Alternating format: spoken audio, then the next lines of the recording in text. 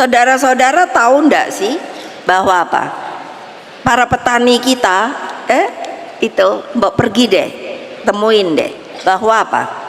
Mereka itu sekarang karena enggak merasa anak-anak mudanya tidak bisa memberi harapan kehidupan, maka enggak ada loh, mulai berkurang yang mau jadi petani.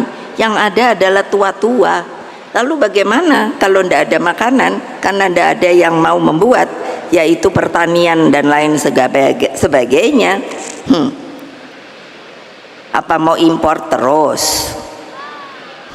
Padahal importnya juga, negara pengimportnya itu bukannya juga nanti mikir, wah nanti kalau kekurangan gimana dong, gitu loh.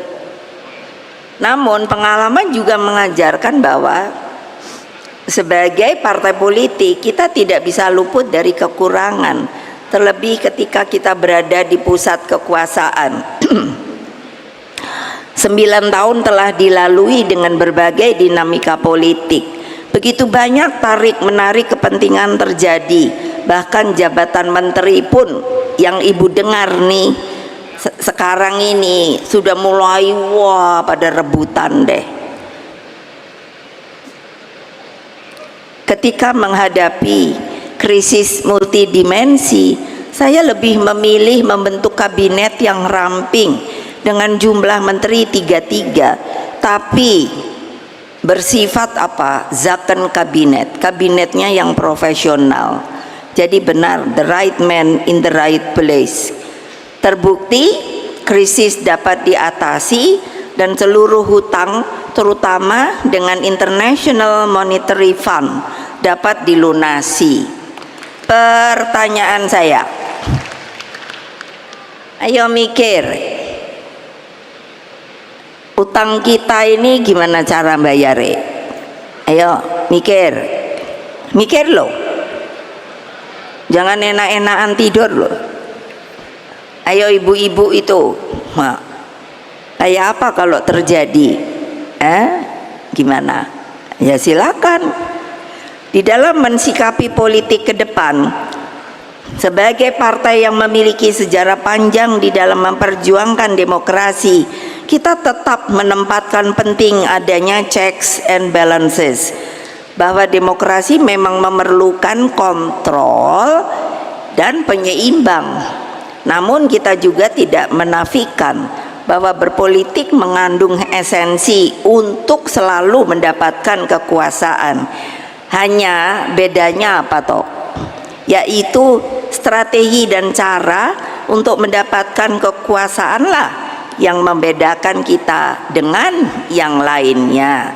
Dalam menghadapi tantangan yang tidak mudah ke depan, demokrasi semakin memerlukan penopang masyarakat sipil yang kuat, pers yang handal, jangan lagi suka bully-bully, aduh pusing. Lalu bebas tapi terukur, bukannya bebas liberalism, bebas terukur, termaktub dalam Pancasila, dan mengabdi pada upaya mencerdaskan kehidupan bangsa.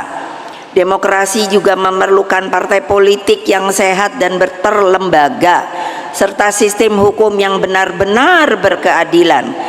Lalu bagaimana sikap PDI Perjuangan terhadap pemerintahan ke depan? Tentu harus dicermati dengan seksama. Partai harus mendengarkan semua suara akar rumput, dari yang berteriak-teriak sampai sayup-sayup, dan terus berjuang bagi terlembaganya demokrasi yang sehat.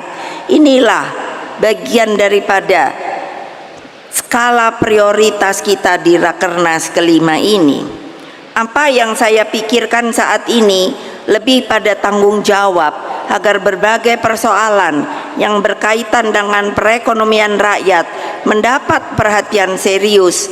Perekonomian jangan dipersempit hanya sebagai upaya mengundang investor. Perekonomian bersentuhan dengan hak rakyat untuk mendapatkan pekerjaan, penghidupan yang layak, ketersediaan pangan dengan harga yang terjangkau, dan bagaimana merancang jalan Indonesia yang tentunya dapat berdiri di atas kaki sendiri. Saya sebagai Ketua Dewan Pengarah yang namanya BRIN, Badan Riset Inovasi Nasional, bayangkan saudara-saudara sekalian, dalam setengah tahun saya dalam memerintahkan untuk melihat yang namanya tumbuhan kita, itu setengah tahun 6 bulan itu sudah masuk jumlahnya 2 jutaan lebih, dan ini mungkin akan terus dari lumut sampai pohon besar. Apakah itu bukan potensi bahwa kita sebenarnya benar dapat berdiri di atas kaki sendiri, mempergunakan kekuatan kita, bukan hanya menadahkan tangan kepada orang luar. Bukannya saya anti investor, tidak, tetapi kerjakan dulu yang ada di dalam negeri, baru kalau sekiranya kita tidak bisa, maka kita dengan harga diri dan terhormat meminta untuk teman-teman kita yang berada di dunia luar. Itu namanya apa? Kehormatan sebagai sebuah bangsa, saudara-saudara.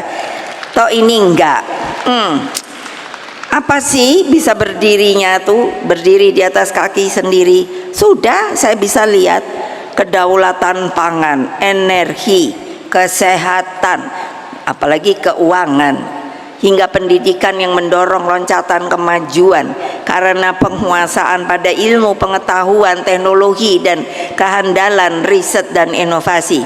Urusan pendidikan sekarang saya aja ngelihat korannya aja pusing. Kenapa sih?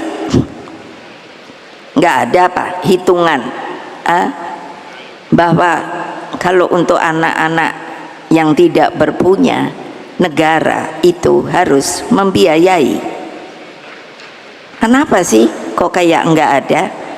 Semuanya dimahalkan. Anak-anak kita yang akan menggantikan kita, terjadi regenerasi. Mengapa saya selalu marah untuk PDI Perjuangan menjadi partai pelopor? Karena saya berkeinginan sepanjang Indonesia Raya ini ada, yang telah diserahkan oleh para pendiri bangsa kepada kita, kita pun Partai Demokrasi Indonesia Perjuangan akan tetap ada untuk bisa juga abadi seperti negara Republik Indonesia yang kita cintai. Masa enggak terbakar ya? Kalau ngomong kayak gini nih, kayaknya hanya ala ibu ngomong begitu doang, nggak ada namanya gerak di dalam jiwa kita bahwa itulah sebetulnya anugerah dari Allah Subhanahu wa Ta'ala, bahwa kita telah menjadi insan manusia warga negara dari sebuah negara terjajah menjadi negara yang merdeka dan berdaulat. Kok sekarang keadaannya baru mau 79 tahun merdeka, keadaannya baru yang namanya reformasi aja? Apakah harus ada reformasi? Ayo jawab ya. Gimana sih? Apa sih yang kalian pikirkan? Gitu loh.